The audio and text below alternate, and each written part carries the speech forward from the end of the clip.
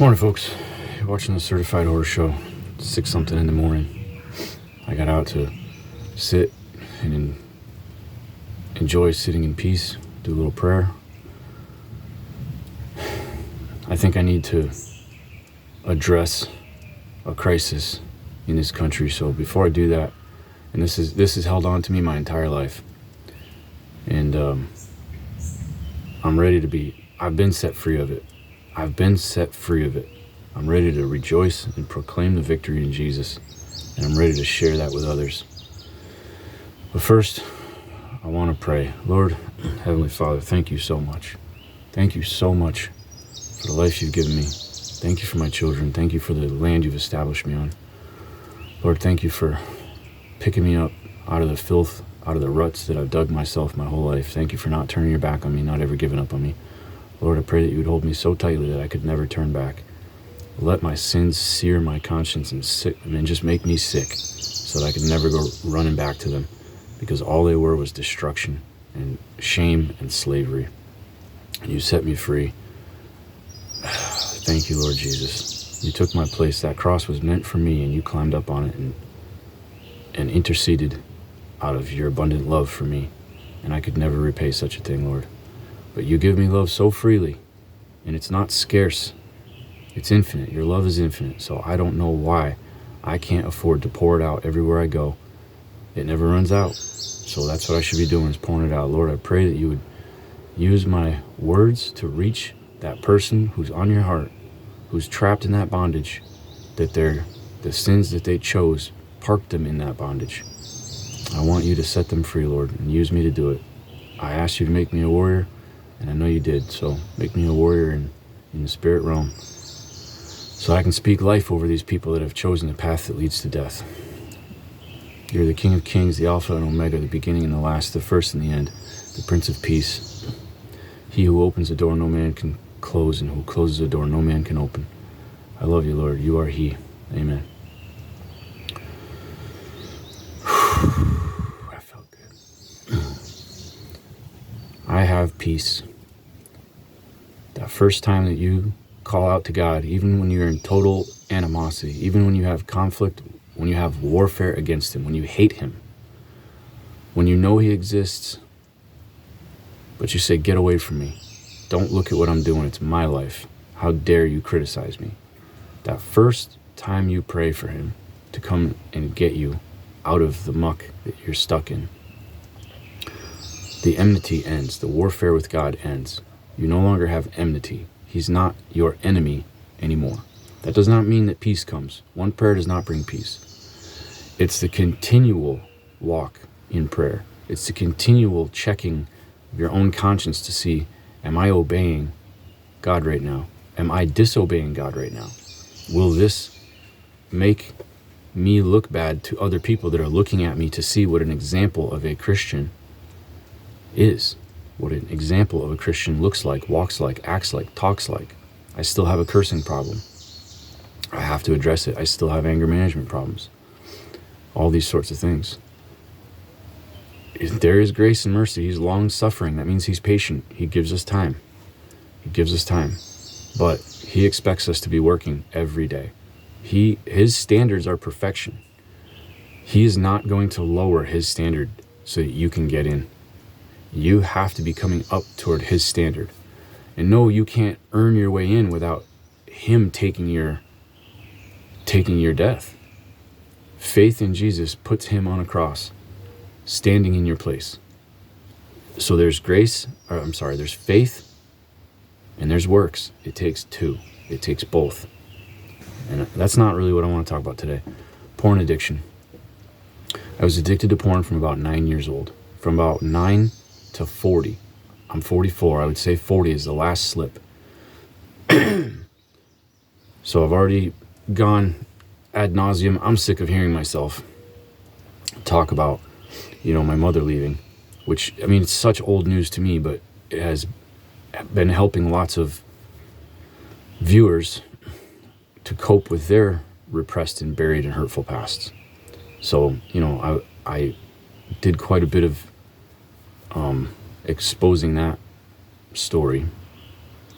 from my childhood, and that's the backdrop. Like, my mother left, and when she came back, I said, "Mommy, why did you leave?" And she said, "I left because of you." And however she meant it, there's no telling, and it's okay. But as a 5-year-old, it erased my identity. It caused me an identity crisis. And then I looked for things to fill that void. And every man that I knew, eventually I would come to find their stash of skin flicks, nudie mags, whatever. Back in those days, it was mostly just Playboy and Penthouse and Hustler. But every man I knew had a stack of nudies. And I eventually discovered, by my teenage years, at the latest, that every woman was well aware of it. If they didn't purchase that subscription themselves, as in, get off me, no, I won't give you sex, I'll give you a magazine, you go take care of that yourself, which is a massive rejection. That is so satanic. So satanic. Women, if you are making your husband, who takes care of you pretty well, feel shame and guilt that he wants to lay with his wife, and you're saying, go take care of that yourself, he should divorce you. That's what you deserve. You're crushing his soul. Don't go calling him a narcissist because he says mean things.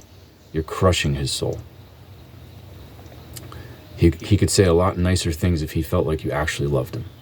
And that's where intimacy brings a man. Now, don't get me wrong. Men are massively abusing the daughters of God. And porn is probably the major component, the major reason. Porn makes narcissism itself. Men are getting narcissistic with the help of porn. Women are getting narcissistic with the help of Instagram, Facebook, TikTok, etc. Both of them, C.S. Lewis has got the absolute best. I wish that I had it written down so I could read it to you. C.S. Lewis has the best explanation.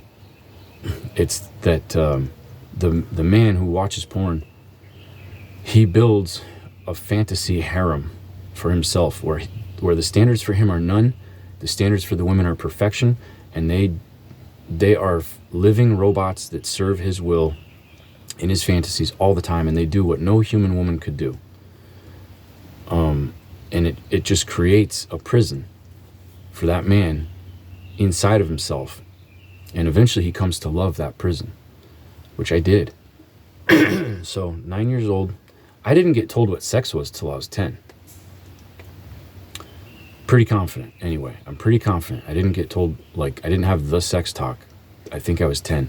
Pretty sure I had seen porn before then. I could be getting that off a little bit. Maybe it was one first, but anyway, the point is, by my teenage years, like, my best friend's father, who was first a drug addict, then an alcoholic, then a porn addict. He was an addict. He was external dopamine. He was a dopamine seeker. But he stayed with his family till the day he died. He stayed married. He stayed a father and he provided. He was mostly a sole provider till the day he died. He was my second dad. This guy it'd be like, hey, come on, boys, let's go. We'd jump in his truck and we would go to the porn video store. And, he'd walk out with 4 or 5 tapes. He'd drop off 4 or 5 and pick up 4 or 5. And he could walk in with a brown paper bag in his hand and set it down on the counter right next to his wife. The downstairs man cave, where he basically lived, was just a recliner and a console television. And if you open the double door cabinets, straight porn, stacked with porn. This is obviously before the internet, but stacked with porn. I never heard a single word about his wife expecting anything more. She had settled. She had said, well, I couldn't take him as a druggie. I couldn't take him as a drunk. I can tolerate this porn thing. And she settled. I'm sure their marriage sucked. His son went through the same porn addiction as me, and I'm a little bit ahead of him, and I'm being an encouragement, and he's working on quitting. He's my buddy in this plight.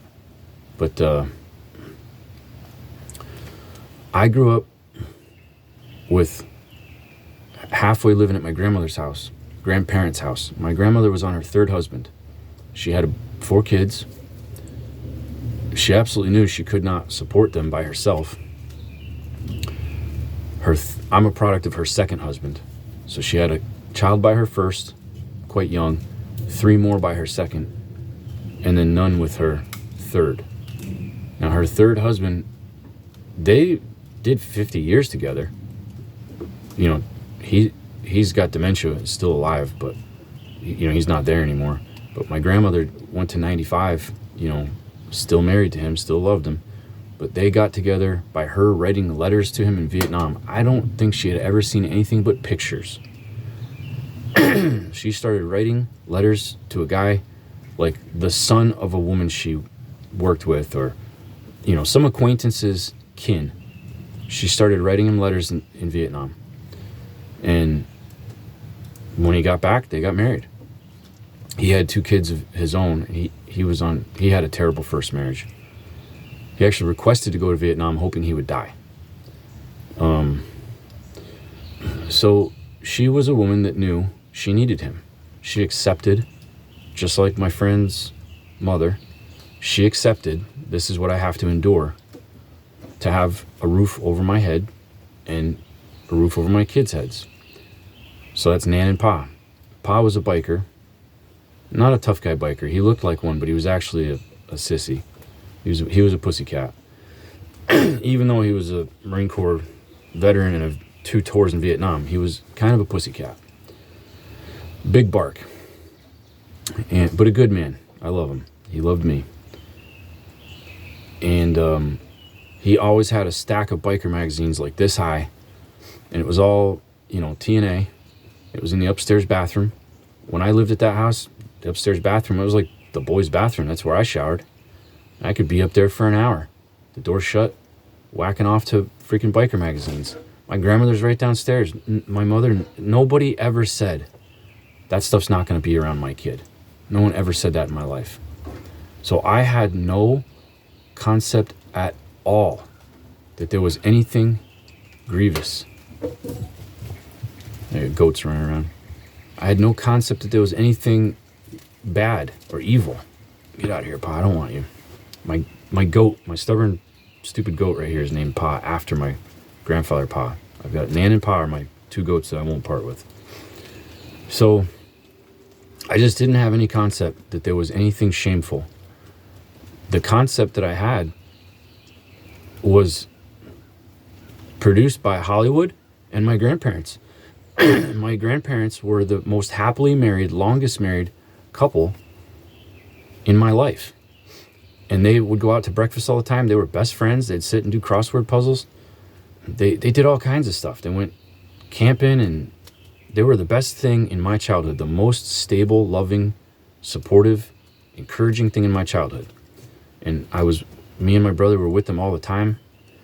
They would go out to breakfast, and my grandfather would flirt with these waitresses, and my grandmother cheered him on. And because he was this harmless old man, you know, he didn't have the ick creep factor. I mean, today, the internet has made it where every woman is icked out except by herself and the icky things she does because she's self-justifying. I get so much ick looking at what women have become. But they think they're perfect and that only men are gross. So ick really wasn't invented back then the way that it is today. But my grandfather, Pa, was... he was disarming. You knew that he was a dirty old man, but he was gentle and tender and not dangerous. And especially because his little old lady wife, who was 12 years older than him, she was right there. She was right there. Like he couldn't be bad because this sweet old lady wouldn't be with him if he was. That was the dynamic. So we went out to restaurants, breakfast places all the time. He would not resist flirting with any female that walked by, and my grandmother had a big old smile on her face. I think she got past it having it hurt her. I never in my life, well, I lived with them. I cannot remember in my life an encounter where she criticized, disrespected, or expressed grief or hurt or jealousy at his flirtatiousness. She didn't speak it too much. She wasn't real lovey-dovey. But there was a silent appreciation for his provision. She was terrible with money. He had 2 pensions. He was terrible with money, but he had enough money to always have more. She was bad with money. I really never saw those two get in a fight. If they fought, it was private. They held their peace until we were gone. I really never saw those two get in a fight. So that was the model home of my childhood. And pursuing pretty girls, tender, young, pretty girls, was encouraged. And, once a boy sees a naked woman in print for the first time, he ain't looking away. A man does not have the capacity to look away. That's why Adam chose to eat the apple, to maintain intimacy with his wife, who was just a knockout, crafted for him, handcrafted, the most incredible thing he ever saw. That's why Adam chose maintaining this closeness to his wife, trying to please her, happy wife, happy life, for that apple, and he turned away from God. I mean, that is the fall of man. We were required to have the discipline to say, sweetheart, I love you so much, but we're not going to do that because I love this guy and he gave me rules and we're going to stick to it. And I love you, but I am in charge here. If you're going to go and eat that apple, you're going to have to go and find out on your own. I'm not going down that road with you. I'm sorry. We have to be strong enough and disciplined enough to step away from our beloved spouses when they want to go down the road of sin, which is a lot of where my divorce is coming from. So from 9 to, like I said, 9 to 40, I had, my first girlfriend was the son, hold on, Freudian slip. My first girlfriend was my best friend's sister, the daughter of my second dad, the super porn addict. She was messed up. I'm going to leave her completely out of it. She still is messed up. But thereafter, I only had a couple girlfriends before I had my first wife when I was 20 years old. She was bipolar. She was like an empty vessel waiting to be programmed. And in my lust, I turned her bisexual. She had a jealousy of other girls at first, and I used my charm to convince her that, I'm just appreciating, because that's the way Pa was.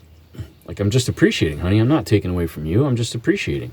You should appreciate her too. Before you knew it, her and I were appreciating women together, and then she wanted women, and I took it as a thing to my ego. Like, I'm so desirable and slick that I can make women want girls and want to bring them home to me. What a wicked thing. What a wicked thing that I did to her. She didn't resist it very much. She seemed to be pretty happy with that at the time. But her and I watched porn together.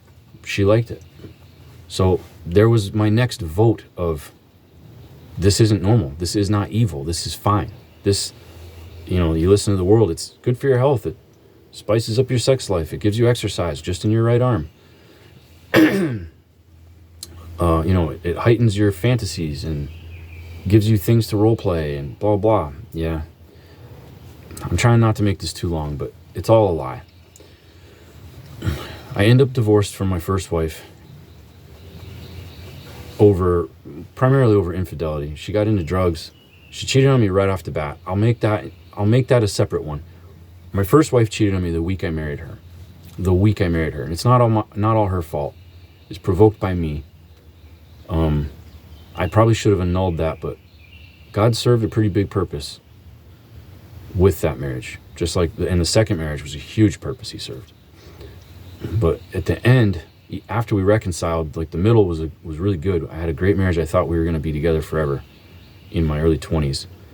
And it unraveled. It was only 2 years long. It unraveled. I was sick for 8 months over a 2-year marriage. Physically ill, very sick for 8 months. And this period of time right now, like what I'm doing right now, I've been preparing for this because I've got 14 years, 2 children, a 1,000-mile move. a massive trauma bond, my second marriage.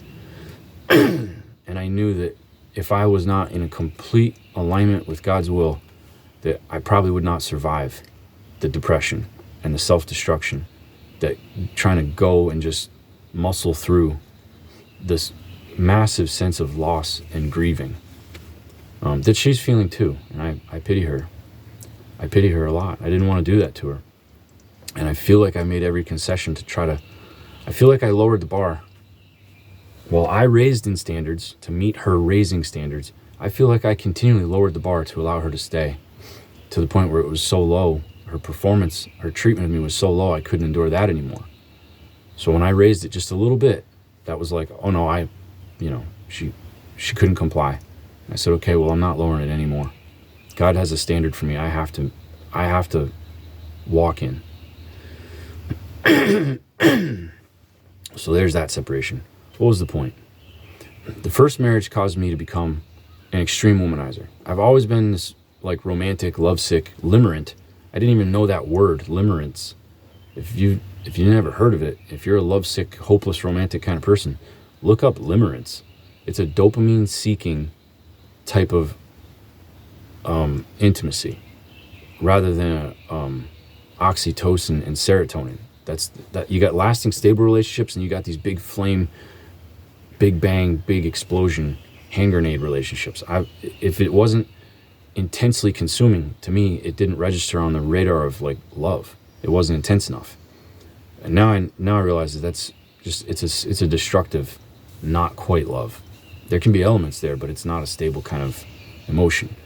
So that first marriage, that I was in love with her. I wanted her for the rest of my life. I wanted kids. I wanted kids with her. I wanted kids with her. And the legal portion of it served me no purpose. The relationship itself was so destructive, so hurtful, so dangerous that I rebelled. And of course, the coping of the loss after was like just leaning on porn. That was my stress medicine. That was my pain medicine, my hurt medicine. It was my everything. It was my magic elixir. I'm sure that I'm speaking to so many of you right now. So many of you. And don't click off because you're feeling a bit of shame. I'm freed from it. God knows everything that you do. He's wounded by what you're doing, but he can wipe the shame away with ease. He can set you free, and it's the most powerful thing. It's the most empowering thing that I've ever experienced. Self-control. I used to be disciplined and self-controlled as I was going into the Marine Corps. And when I got out, I hated the Marines so much. I had a bumblebee. One of those massive wood-boring yellow hornets. It sounds like a helicopter, I bet. So, those things are like that long. Look like killer bees. The South is full of things that look like they're going to kill you.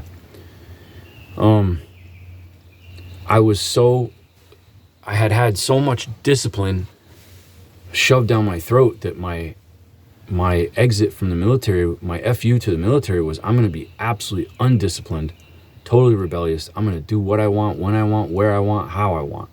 And that was the same attitude with God. I talked myself into atheism because it was convenient for me to shamelessly chase down anything I wanted and judge myself by other humans, not by Christ, not by the perfect performance of Jesus in the flesh.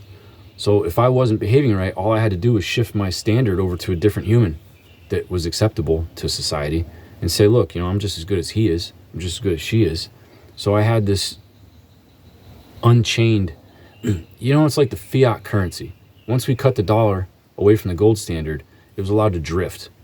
Well, Jesus is the gold standard of human morality. And once I was severed from that, my morals became a fiat currency. They could be printed. And I was printing them all the time, actually. I was devaluing my morals, inflated morals all the time. Continually sinking lower and lower in my desire to satisfy my flesh. And dopamine is a toxic neurotransmitter. So your dopamine receptors continually down-regulate to protect you. I mean, this is how heroin tolerance and then eventual overdose from a relapse, it's how it happens. It's a dopamine death. So your cells have receptors to allow dopamine from the bloodstream into the cell.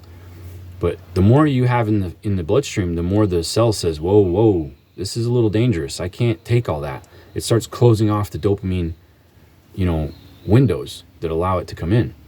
But at the same time, it drops serotonin production. So you build this tolerance where you need a bigger fix. If you started off, when you were a kid, you started whacking off to a swimsuit catalog or a lingerie catalog because just that one image was sufficient. It could be a girl on a movie case.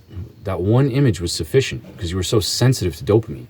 You spend 40 years watching porn and you're going to look at some things that you wish you never looked at because you're so desensitized that you need more and more just over the line, edgy, bad stuff. The greater the sin, and here's what it is. Your knowledge that this is wrong, the more this is wrong pops up in your head, the more arousing. So that allows you to get it up so you can get it out. And there's your medicine. But that's what a reprobate mind is. That is what it looks like when somebody fully turns away from God and runs away from him. He lets them run away. He lets them go. It's like a dog that doesn't want to stay in the yard. He says, go. Good luck on your own. Come back if you want to.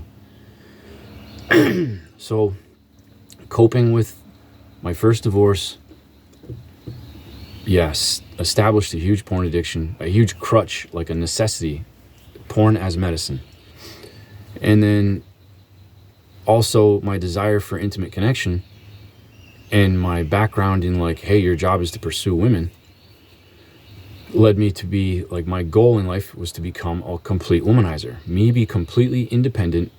This MGTOW, MGTOW, men going their own way. Yeah, I was there 20 years ago. And it sucked. I didn't know it sucked until I got rescued out of it. But that was my plan. I had written a list of what I was going to have in my life. It was a list of possessions. Nothing to do with love or caring or support or security, stability. It was strictly a list of possessions, like a snap-on toolbox. 5 acres of land, decent house, a shop this big, these tools. I want this project car. I want a Harley. I want, all these toys. At the time, I appraised it all at a reasonable value of $300,000. In my mind, I said, all I need to do is just get 300 grand. And if I work hard enough, I should be able to do that. What fool. What a fool you were. So I spend quite a bit of time as a womanizer, and I go through quite a few girlfriends that either don't get close enough to become aware of my not so hidden porn habit, or that don't care, or that join in on it. I really don't think I ever had a girlfriend. I never had a girlfriend in my life that was bothered by porn until my second spouse. But she was not bothered at all in the beginning, or at least she played it that way. And we had an intense start, sex right away, intense start. We were both very sexual, and it didn't take that long for the mind-blowingly great perfection honeymoon to have its first big blowout, which was an out of left field, scary, what are you so...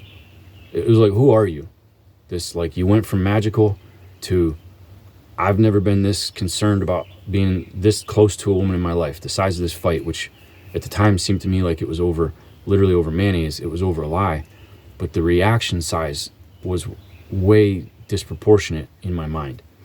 And that got patched over, and I was that got patched over. Then the next fight ended up with my house getting smashed up and me being never smash my house again. It didn't take that long for us to actually have some pretty sharp ties, some pretty strong ties to each other. She was living with me And when it was good, it was great. And when it was bad, it was awful. And in that period, porn had come up as like I don't like that. You know, don't watch that on my computer. Why? What's the matter? Literally, like, why? What's the matter? What's the matter with porn?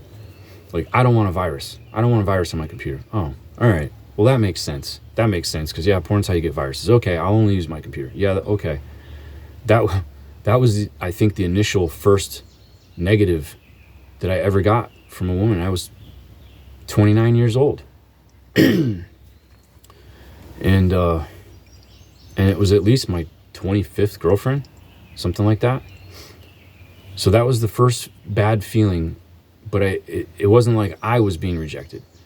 I'm not going to go too much into detail because I need to be considerate of my spouse's reputation. But anyway, porn became a major no-no from her to me, to the point where the standards rose. I had never tried to quit because I had no desire to quit, because I saw nothing bad about it. If I was smoking cigarettes, I would be smoking cigarettes and saying, I need to quit this because I know these are bad for me. I did not have that feeling about pornography whatsoever. I had no shame about it. Even though I was saved, I knew God existed in 2005. At 25 years old, I knew God existed, and I maybe stayed away from it when he snatched me and cleaned me up. I maybe stayed away from it for a little while, but went right back and managed to suppress any feelings of guilt or shame, managed to just put them far away from me. So at 29, 30, I'm in this relationship with this woman that's not going to tolerate it. By the time we have two little kids, she's really serious. Like, this needs to end. And I am discovering I couldn't stop.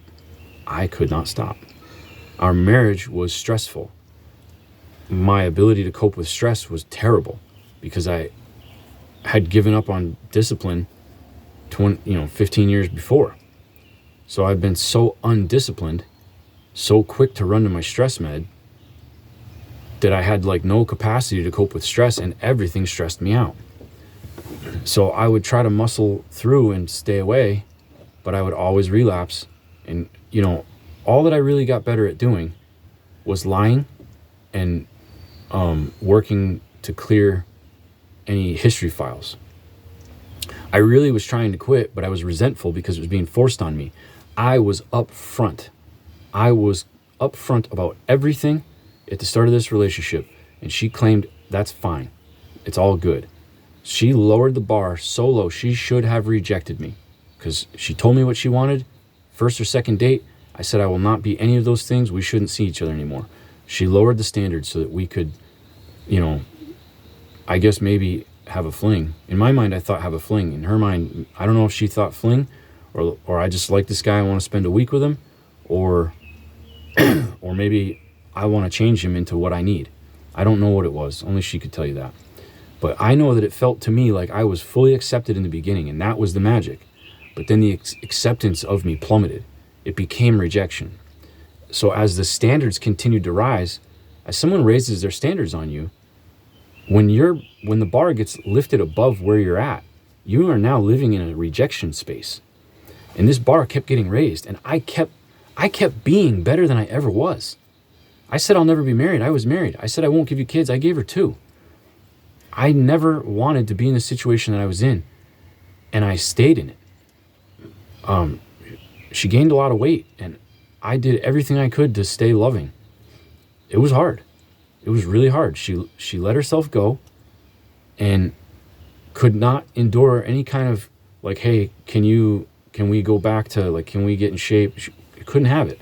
So I was having, like, I set my standards at a certain thing, and I had to keep lowering the bar to stay with her. But she kept raising the bar on me, and I felt like I had been complying. I felt like I had been achieving. Like I'd never worked so hard in my life. It was, I don't want to bash her. I don't, because I care about her and I respect her, and I don't want to put her down. And I'm so thankful for her doing what she did. I know God orchestrated it. I'm so thankful for that, because she brought me to the Lord. But I could not comply with her new standard. So the choice was meet my standard or lose your kids. I tried this. I couldn't. So I had to start lying about it. Yeah, I met your standard because I had to keep these. I had to keep these children. The children I didn't even want. She knew better. She knew what I needed. God knew what I needed. And he knew who to bring to deliver what I needed. Deliverance. That's what that woman gave me. My second wife gave me deliverance. So we had to move. We lost 2 houses. Mine was the last one to go. We had to move 1,000 miles away, completely away from our support network. The place that we moved to, I had managed to buy in cash and not lose it. And we had to move. There was a huge fight. The law was involved. And we were definitely getting divorced. I was making peace with that. And a few days apart, she came back to get stuff like clothes and things because she was staying at a hotel. And she said, we can go to the divorce lawyer or we can go to church. I said, church. Let's go to church. She wanted to go to church for years, and I was like, no, I don't trust church. Anybody that needs to tell me about God and then take my money, I don't trust them. I'm sure a lot of you that reaches it. And guess what? You're wrong. It ain't like that. Yeah, there are churches. I mean, there are mega pastors that are false Christians that are, don't worry about them. Don't worry about them. They're going to hell. A special place in hell. You don't have to worry about them. God knows exactly who they are. God knows who you are when you hand that money out. It's not about where the money ends up. It's about you saying, God, I believe you are who you say you are, and I believe you give me my blessings. I've got excess, and out of my excess, I'm going to give back to you. It doesn't matter if I don't think you should crumple it up and throw it out the window, but it still counts as denying yourself. You could probably burn it on the altar of sacrifice. God is saying, give a portion of what I give you, take it away from yourself, deny yourself. That's what he's saying. But I didn't know any of that. And I completely rejected church.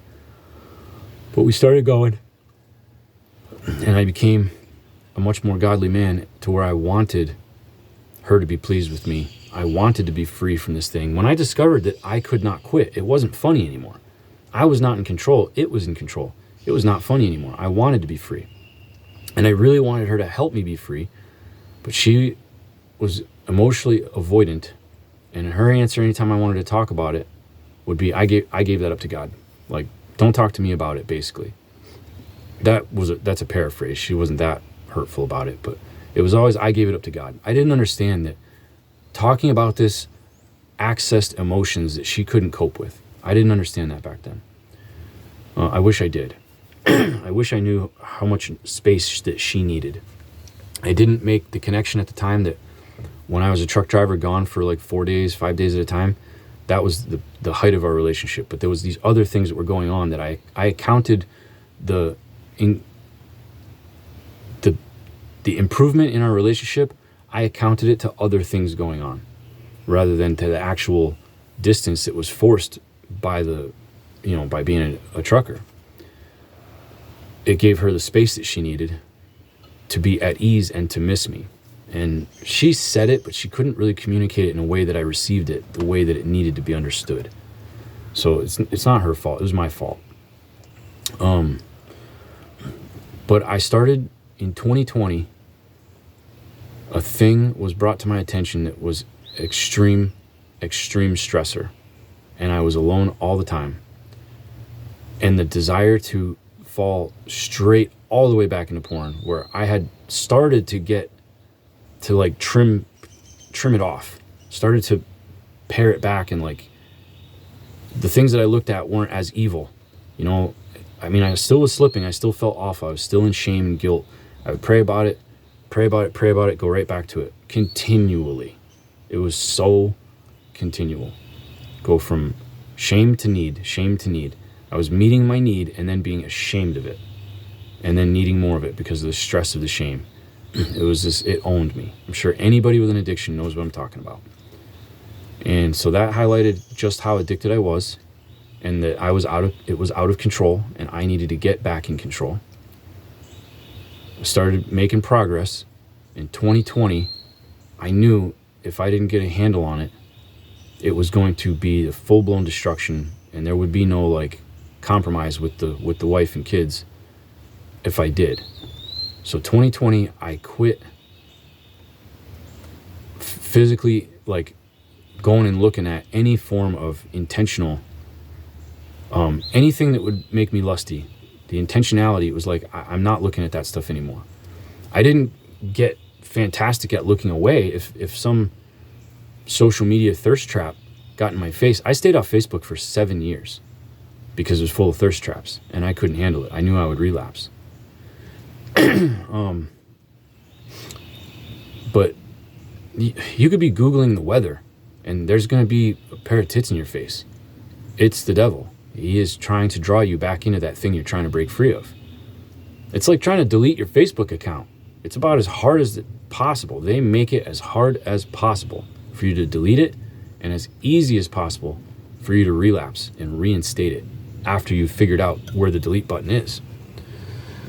And they change it around all the time so that you go watch videos on how to delete Facebook, and 2 months later, that video doesn't work anymore because they've changed it. Devil's in the details. I went 4 years without intentional porn seeking. From 2020 to now, I have not any intentional porn seeking. I've done about 6 months of 100% semen retention, except for with my spouse.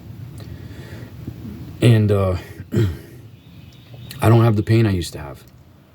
The 4 years where I wasn't looking at porn, yeah, it was in my pocket all the time. I know I didn't have filters, accountability partners, any kind of limits on the phone. I had a wide open phone. She trusted me. Our fights about that stuff ended. I didn't have to be a liar. There was a time or two when I think it was one of my last slips where we went for a walk out in these woods back here over yonder. And I think I said to her, like, I got to tell you something, I slipped. And she was like so supportive, and it was great. So that all was a huge improvement, but I was still like muscling.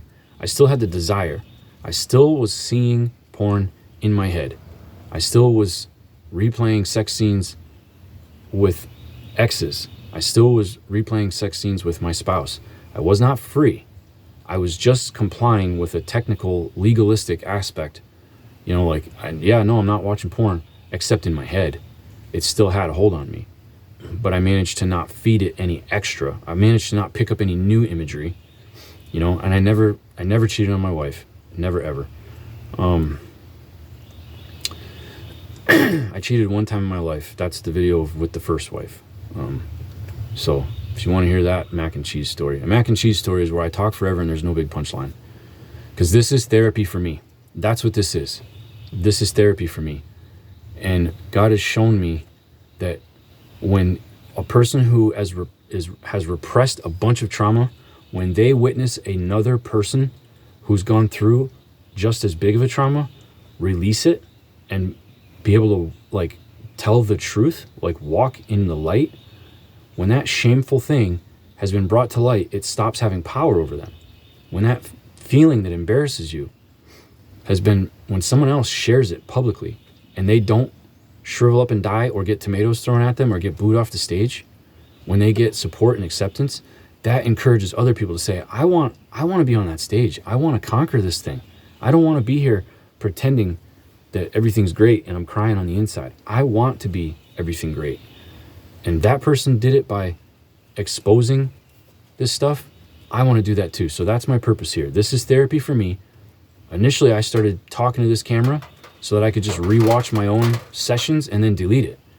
But, I uploaded one and 150 comments, which is like, that's as many comments as it would normally take me.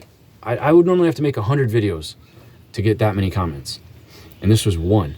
And the amount of people that shared their shame or their struggle, it was so uplifting and empowering and encouraging. And I said, this is it. This is what the Lord wanted me to do with all that affliction that he walked me through. So I think it's going to rain and that'll get really loud, so I have to hurry up. I didn't really get victory until 6 months ago. I prayed and prayed and prayed. I prayed all kinds of stuff, but I was still whacking off all the time, just without looking at porn. My memory, my visual mental state got much sharper to facilitate this. When you're a full-blown porn addict, your mind you can't be aroused strictly from your internal thoughts. You have to see external stimulation. So internal stimulation was how I managed to still be a masturbation addict, but not watching porn. And so I knew I wasn't free. I wanted to be free entirely. I wanted the discipline to not touch my pecker except to take a leak or shower. And 6 months ago, it was this, it was in the middle of this divorce. I kind of sabotaged our relationship kind of on purpose because it just wasn't right. And I know that this relationship was blocking her and I from dealing with really serious issues. Like, our presence was a codependency that was blocking our progress at getting more holy, at a more holy and righteous walk with the Lord. And somebody had to do something about it. So I did. I detonated a grenade. And I knew, I kind of had a feeling. I actually had a voice say, this might unravel your whole marriage. And the little devil said, I don't care. Like, I was so mad at the time, it was, I don't care. But it was also premeditated because I knew that the day was coming. Like, I don't want to get into that too much. It's too much sidetrack. It'll make things too long. Not that I won't share it. We had a fight. I went for a run down around like a couple miles, and I came back through this pasture that's out there. And I'm running through this pasture where I connect with God a lot. And I'm praising him, and I'm talking to him, and I'm crying out to him, probably a little bit in tears. And I'm talking to all three, Father, Son, and Holy Spirit. And I'm saying, I need you to deal with this. I need you to deal with this. Like, I need you to deal with my lust. I need you to deal with my lust. Why are you not doing anything? And the answer came to me. It was my own inner monologue. So when I say he spoke to me, don't be discouraged. That used to bother me a lot. Everybody was saying, oh, God spoke. And I'm waiting for a voice that's not my voice. But it's always been my voice. And he put the knowledge in my head very clearly, very distinctly. He said, you've loved your sin more than you've loved my son. And I immediately knew he hit the nail on the head. It was the pinpoint trigger. Oh my Lord, I'm so sorry. You're right. I have loved squirting a nut more than I have loved you. Shame on me. Like, oh my God, I was so distraught. I blubbered. I absolutely blubbered in pity for Jesus at what I'd been doing to him and how much I'd been asking of him and how much he'd been giving me. He'd been pouring out blessings to me while I poured out whippings on him. And I felt so like the bully. I felt so rotten. I was a bully when I was young, and eventually it made me feel terrible. And I did a lot of apologizing to people later on. So when I confessed, yes, I've loved my sin more than I've loved your son. Yes, I have. You're right. When I confessed that and cried out and asked for forgiveness, like, please forgive me. I repent. I don't want to do that anymore.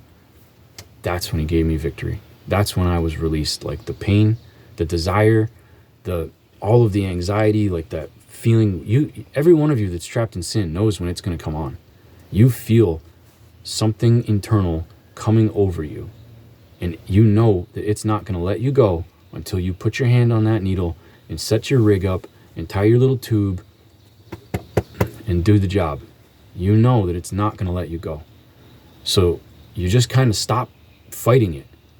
Once it comes on, in the throes of addiction, once it comes on, you just know that no matter how long I fight this, that's where it's going to end. So why fight it? I'm just going to go get it over with and try to be productive with the rest of my day.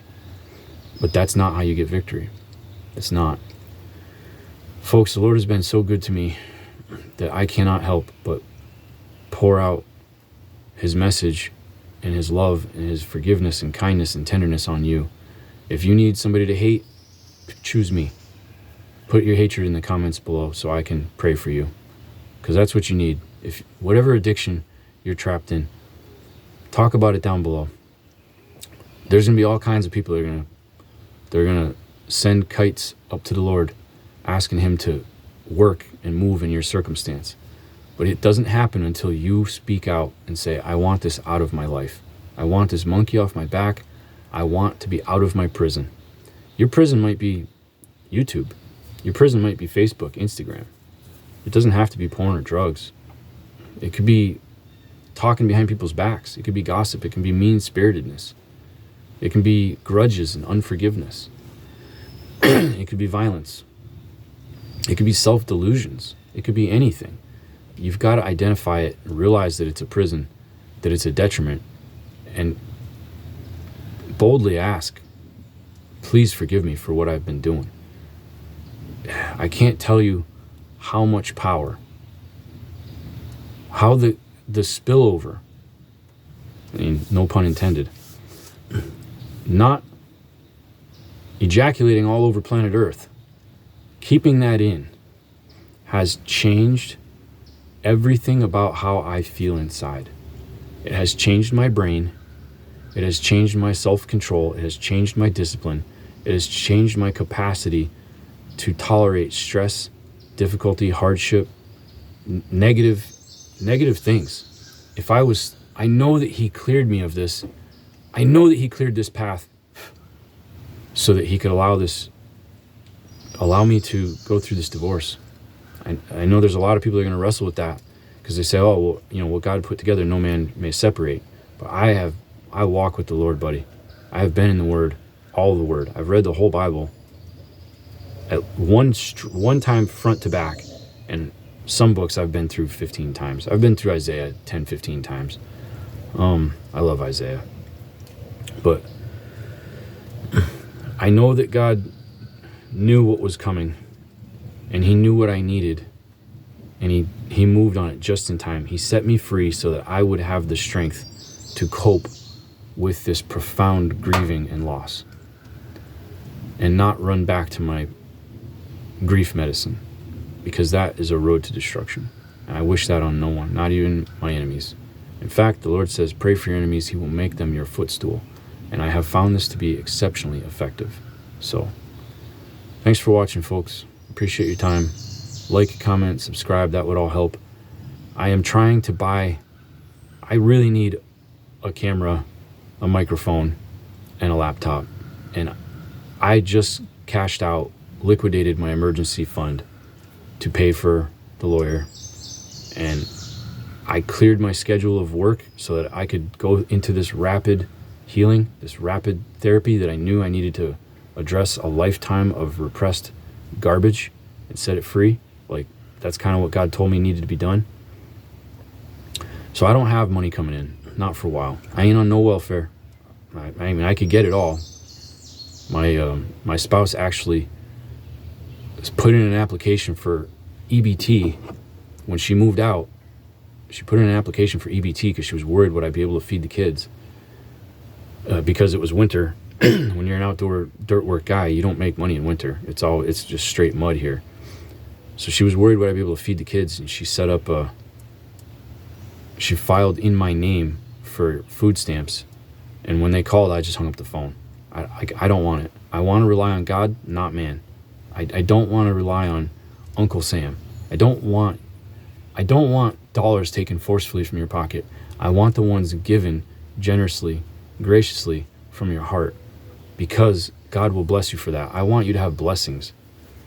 I want to be able to make better quality videos more often, upload them more frequently. I had to drive in a almost tornado, crazy downpour, 35 miles to this little city that's got, crazy fast Wi-Fi at McDonald's.